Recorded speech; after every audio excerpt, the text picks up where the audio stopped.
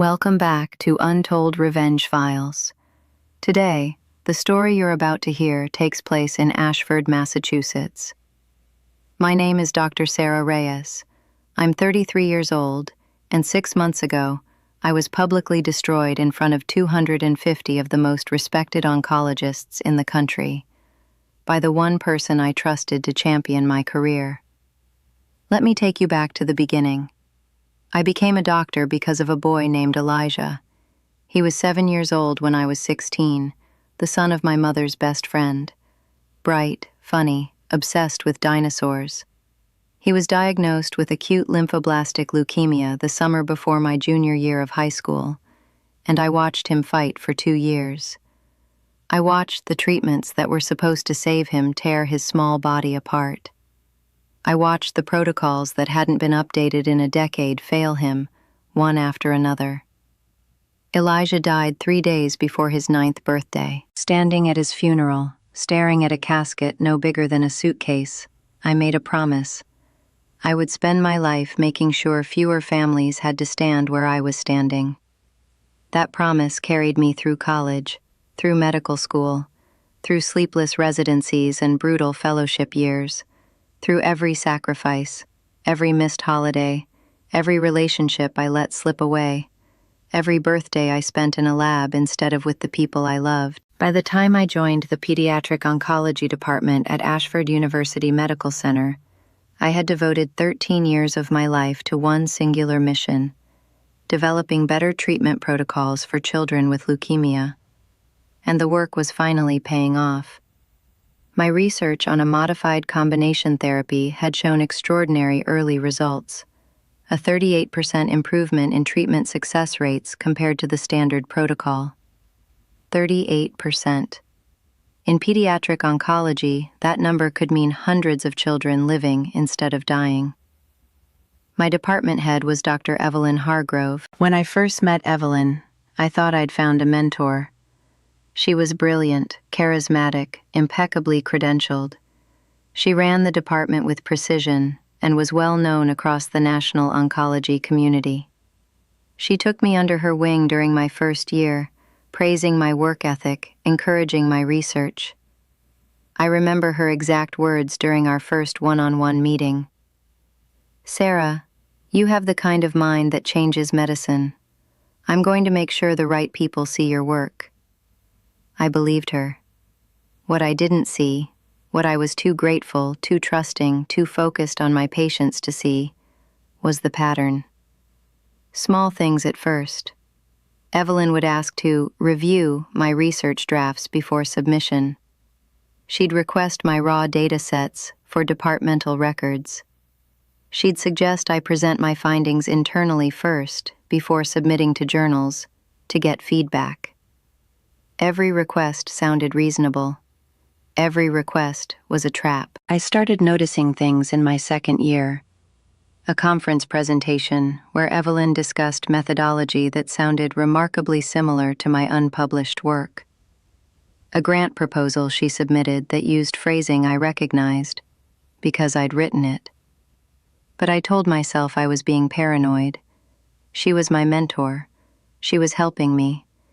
Senior researchers build on junior researchers' work all the time, right? Then came the National Pediatric Oncology Symposium, the biggest conference in our field. 250 specialists from across the country and internationally, and I had been selected to present my treatment protocol, the culmination of 3 years of painstaking research. Before I tell you exactly what Evelyn did next, tell me, what time is it where you are right now, and where are you watching from? I'm really curious to see how far this story will travel. I stood at that podium with my heart hammering. Slide 3 of my presentation was on the screen, the methodology overview. I was walking the audience through the modified dosing schedule when I heard the click of a microphone from the front row. "I'm sorry, but I need to stop you there." Evelyn's voice cut through the conference hall like a blade. She stood up from her seat, smoothing her blazer, her expression one of practiced concern. The kind of concern that looks compassionate, but is engineered to destroy. As Dr. Reyes's department head, I feel a professional obligation to address significant methodological concerns with this research before it's presented further. She turned to the audience, not to me. I've reviewed this data extensively, and I'm afraid there are critical flaws in the statistical modeling that render these conclusions unreliable. My mouth went dry. My hands started shaking so badly I had to grip the podium. 250 faces stared at me, faces that belonged to the people whose respect I had spent my entire career trying to earn. I would recommend we pause this presentation, Evelyn continued, her voice dripping with authority, and I will present the corrected analysis in the afternoon session. The corrected analysis. My analysis. My research. My 3 years of work. The session moderator, clearly deferring to Evelyn's seniority, asked me to step down. I walked off that stage on legs I couldn't feel. My vision tunneled. My chest felt like something had cracked open inside it. I sat in a bathroom stall for 45 minutes, pressing my palms against the cold tile walls, trying to remember how to breathe. That afternoon, Evelyn presented my treatment protocol, my data, my methodology, my conclusions, as her own work, to thunderous applause. I had no idea that a single email, sent that very evening from a man I'd never met, would change everything, and expose a pattern of theft that had destroyed careers for nearly a decade. The hours after that conference session were the loneliest of my life. I sat in my hotel room staring at nothing. My phone buzzed with texts from colleagues, some offering awkward condolences, some asking what had happened, a few already distancing themselves. In academic medicine, association with discredited research is a career contagion. People step back before they even know the truth. I kept replaying it. The way Evelyn had stood up, the practiced pause before she spoke, the way she'd turned to the audience instead of addressing me directly. She hadn't been caught off guard by my presentation. She had planned this. Every gesture, every word, choreographed. By midnight, I'd convinced myself it was over. 3 years of research, 13 years of sacrifice, all of it, gone. I actually opened my laptop and started drafting a resignation letter. I got as far as, "It is with deep regret," before my email notification pinged. The sender was Dr. Marcus Whitfield, editor-in-chief of the Journal of Pediatric Oncology. I almost didn't open it. I assumed it was a rejection, or worse, a formal inquiry into the flawed research Evelyn had publicly discredited. But something made me click. Dr. Reyes, I'm reaching out regarding a matter of significant concern involving your research submission from 6 months ago, and a separate submission we received 3 weeks ago from Dr. Evelyn Hargrove. I believe we need to speak urgently. Please contact me at your earliest convenience. My hands were trembling as I dialed his number. He picked up on the second ring. Dr. Reyes, thank you for calling. I'll get straight to the point. His voice was measured, precise, the voice of a man who had spent decades weighing words carefully. 3 weeks ago, Dr. Hargrove submitted a manuscript to our journal. Our plagiarism detection software flagged it immediately. It was 94% identical to a manuscript you submitted to us 6 months prior. I couldn't speak. My throat closed around words that wouldn't form. Dr. Reyes, she submitted your work, your exact data, your methodology, your conclusions, under her name. She listed herself as sole author. The room tilted. I pressed my hand against the desk to steady myself. There's more, he said. And then he told me something that made the floor drop out from under my entire understanding of the past 3 years. We began an internal review. Dr. Hargrove has published 14 papers in our journal over the past 7 years. We've now identified at least 4 that contain work traceable to junior researchers in her department.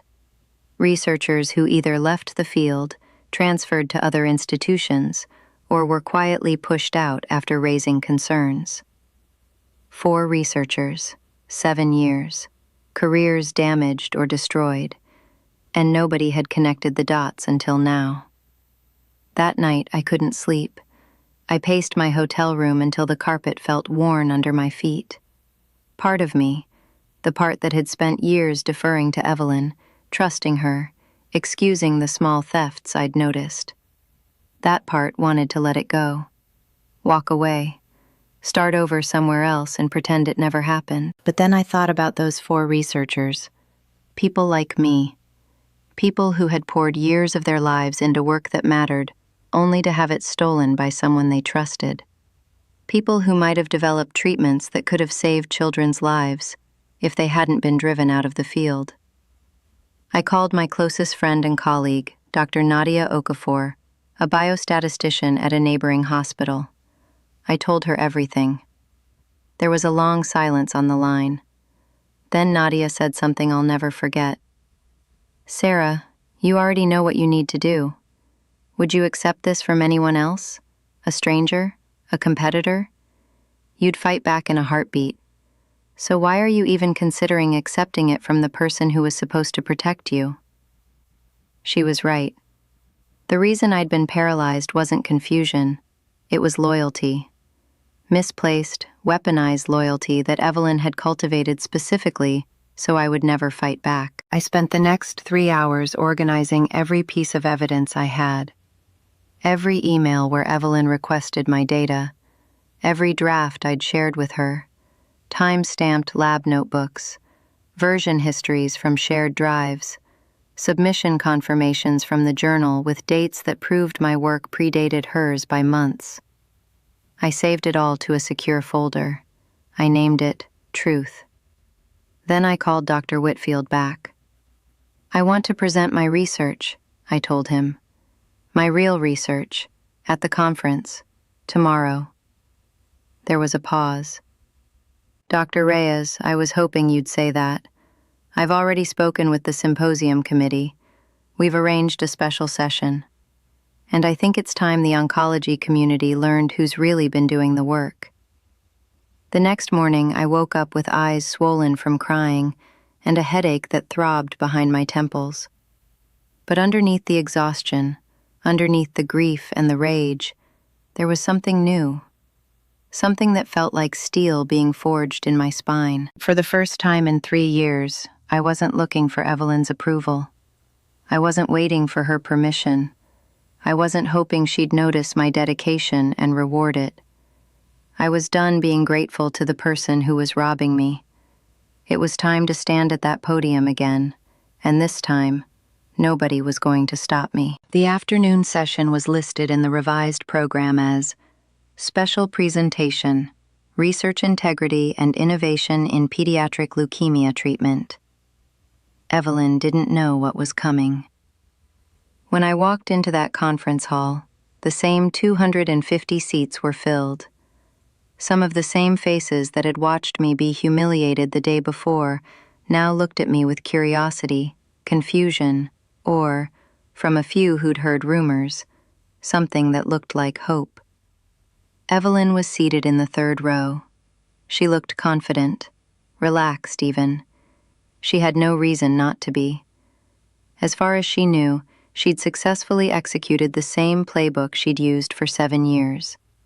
Discredit the junior researcher publicly, present their work as her own, collect the applause, move on. But the session didn't begin with my presentation. It began with Dr. Marcus Whitfield taking the stage. "Before we proceed," he said, his voice carrying the quiet authority of someone who had spent 30 years safeguarding scientific integrity, "I need to address a matter that affects every researcher in this room." I watched Evelyn's face. The first flicker of uncertainty crossed her features, barely perceptible, like a shadow passing behind glass. Whitfield laid it out methodically. The submission timelines, the plagiarism detection results, the 94% match. He showed side-by-side comparisons of my original manuscript and Evelyn's submission, identical paragraphs, identical data tables, identical conclusions. He showed the submission dates, mine from 6 months ago, hers from 3 weeks ago. Then he went further. Our investigation has revealed that this is not an isolated incident. He displayed a timeline, 7 years of publications, 4 junior researchers whose work had been absorbed into Evelyn's publication record. Names appeared on the screen. Dr. Rafael Medina, who left academic medicine entirely after his research appeared under Evelyn's name. Dr. Priya Shankar, who transferred to a community hospital after being told her work was not rigorous enough, work that Evelyn published 2 months later. Dr. Kevin O'Brien, who filed an internal complaint that was quietly buried by the department's administrative review board. Have you ever watched someone's mask fall off in real time? Not metaphorically, literally watched the constructed persona crack and crumble in front of hundreds of people? That's what I saw happen to Evelyn Hargrove. She stood up. This is absurd. I mentored these researchers. Collaborative work naturally involves shared. Dr. Hargrove, Whitfield interrupted calmly. During yesterday's afternoon session, you presented Dr. Reyes's treatment protocol as your own. Several audience members submitted questions about the methodology, specifically about the modified dosing intervals and the statistical framework for measuring patient response. You were unable to answer 3 of those questions. Would you like to attempt them now? Silence. 250 people watched Evelyn Hargrove stand in the 3rd row of a conference hall, mouth slightly open, with nothing to say. Because she couldn't answer questions about research she'd never conducted. She didn't understand the statistical framework because she hadn't built it. She couldn't explain the dosing modifications because she hadn't spent 18 months calibrating them in a lab at 2 a.m. She sat down without another word. Then it was my turn. Walking to that podium for the 2nd time felt nothing like the first. The day before, I'd approached it seeking validation, hoping for approval, carrying the weight of wanting to prove myself. Now, I approached it carrying something entirely different, the truth. I presented my treatment protocol, the real presentation, uninterrupted. I walked through 3 years of research, the innovative combination therapy approach, the modified dosing schedules tailored to pediatric patients' metabolic profiles, the early clinical results. When I reached the outcomes data, the 38% improvement in treatment success rates, the room was so quiet I could hear the ventilation system humming. When I finished, the applause started slowly and built like a wave. Over the next 48 hours, I received 7 formal inquiries about my research. 3 major cancer centers expressed interest in implementing my protocol. The director of pediatric oncology at Boston's leading children's hospital offered me a research partnership. The dean of Ashford University Medical Center called me personally. Meanwhile, Evelyn's world collapsed with the mechanical precision of dominoes. The university launched a formal investigation. Her previously published papers were flagged for retraction review. Her medical license was referred to the State Medical Board for ethics investigation. Dr. Rafael Medina, contacted by Whitfield's team, retained an attorney. So did Priya Shankar. 3 weeks later, Evelyn was terminated from Ashford University Medical Center. Knowing all of this should have felt like triumph, like victory, like the satisfying conclusion to a story about justice. Instead, sitting in my apartment the night I heard about her termination, I felt something quieter, sadder. I thought about the years I'd spent admiring her, the genuine excitement I'd felt when she first said she believed in my work, the version of her I'd trusted. Was any of it real? I grieved, not for her career, but for the mentorship I thought I'd had, for the relationship that had never actually existed. I wondered, was this justice enough, or was there something bigger I was supposed to build from this wreckage? 6 months passed. My treatment protocol was implemented across 7 hospitals in a multi-center clinical trial. Of the first 38 pediatric patients treated under the new protocol, 31 showed significant positive response. Children who, under the old standard of care, might not have had the same chance. 31 children, each one someone's Elijah. I tried not to think about Evelyn, but the academic medicine world is smaller than people realize, and information travels whether you seek it or not. Her medical license review was ongoing. 8 of her published papers had been formally retracted. The lawsuits from Rafael Medina and Priya Shankar were proceeding. Her name, once synonymous with excellence in pediatric oncology, had become a cautionary tale in research ethics seminars. Then the offer came. The dean of Ashford University Medical Center, Dr. Leonard Cross, called me into his office on a Tuesday morning. He was direct. "Sarah, we'd like you to take over as head of the pediatric oncology department. You're the most qualified candidate. Frankly, you were the most qualified person in that department for the last 2 years. We should have seen what was happening sooner, and I take responsibility for that failure." Department head, at 34, the position Evelyn had held for 9 years. I sat with it for a week. Nadia and I talked it through over coffee. Multiple coffees, actually, spread across several days. The title was meaningful. The salary was significant. But something about simply stepping into Evelyn's chair felt incomplete, like putting a new coat of paint on a house with a cracked foundation. When I went back to Dr. Cross, I didn't just accept the position. I negotiated. "I'll take the role," I said, "on 3 conditions. First, I want a formal authorship protection policy, a system that tracks research contributions from inception to publication, so what happened to me and the others can never happen again in this department. Second, I want an independent ethics oversight committee, not run by the department, not influenced by seniority politics, truly independent. And third, I want expanded research funding for junior physicians. The people doing the actual work need resources, not just the people with their names on the door." Dr. Cross agreed to all 3. "So after everything you've heard, if you were standing where I am now, having been offered the position of the person who tried to destroy you, would you have simply taken the title and called it justice? Or would you have used the moment to change the system that allowed it to happen in the first place?" The hardest conversation came 2 months after I took the position. I was in my new office, still strange, still unfamiliar, though I'd replaced everything that had been Evelyn's, when my assistant told me I had a call. "She says it's personal. She says you'll know who it is." My stomach dropped. I knew. "Sarah." Evelyn's voice was different, stripped of its authority, its polish. She sounded tired. "I know I have no right to call you. I know that. But I wanted to. I need to explain. The pressure of running that department, the expectations, the publish or perish culture, it warped my judgment. I lost sight of. I made terrible choices and Evelyn." I said her name quietly but firmly. "I hear you.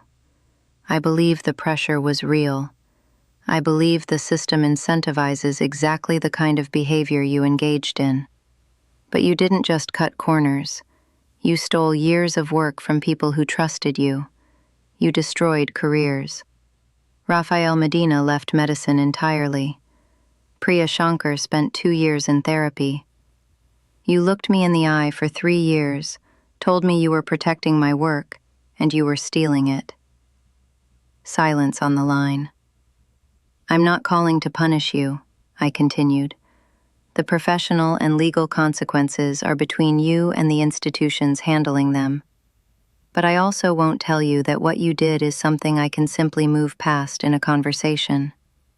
You still have colleagues, family, resources.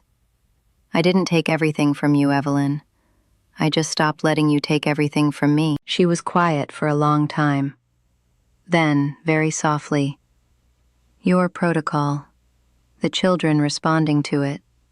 I saw the preliminary data in the journal. It's extraordinary work, Sarah. It always was. That was the last time we spoke. Some nights, even now, I think about Elijah, the 7-year-old boy who loved dinosaurs and died before he turned 9 because the treatments available to him weren't good enough. I think about the 31 children, and counting, whose lives are different because of a protocol that almost never saw the light of day. I think about how close I came to walking away, how close I came to letting the humiliation win.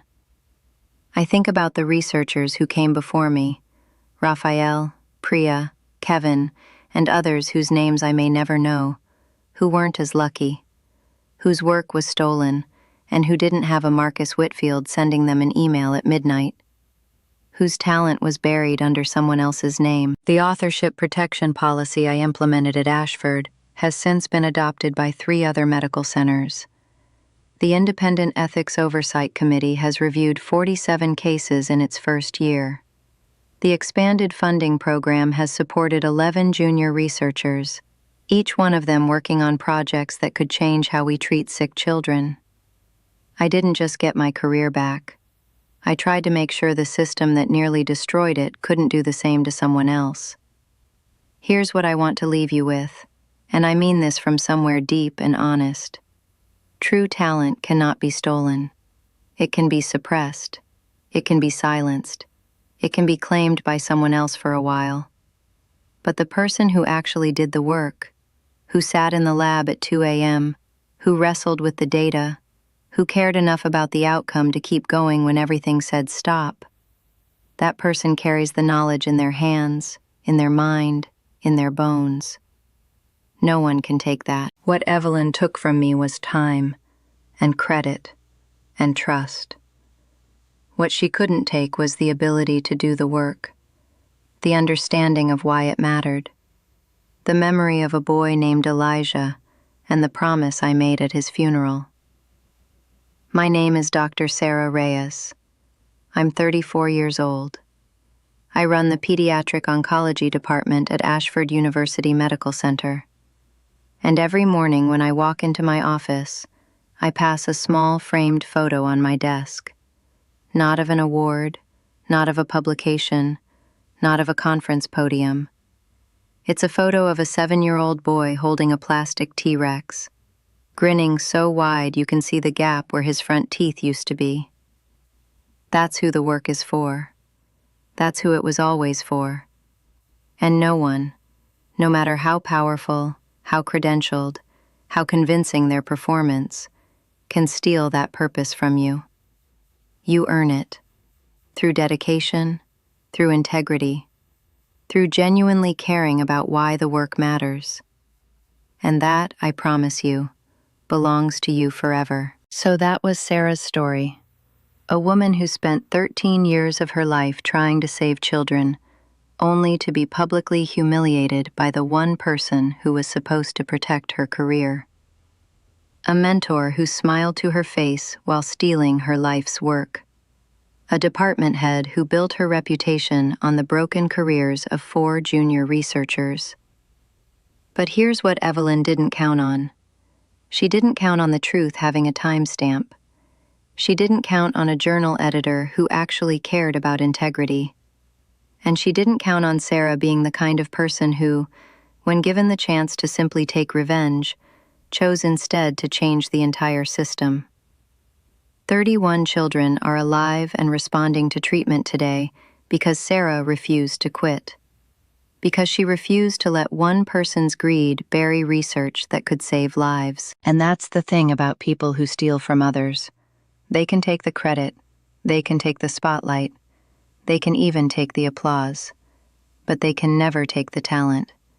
They can never take the knowledge, and they can never take the purpose behind the work. Evelyn stood on that stage and couldn't answer 3 basic questions about research she claimed was hers. Because stolen work doesn't come with understanding, it doesn't come with passion, and it doesn't come with the ability to defend it when it matters most. Now I want to hear from you. Have you ever had someone take credit for your work? Have you ever trusted someone who was quietly using you the whole time? Have you ever been publicly humiliated by someone who was supposed to have your back? Drop your story in the comments.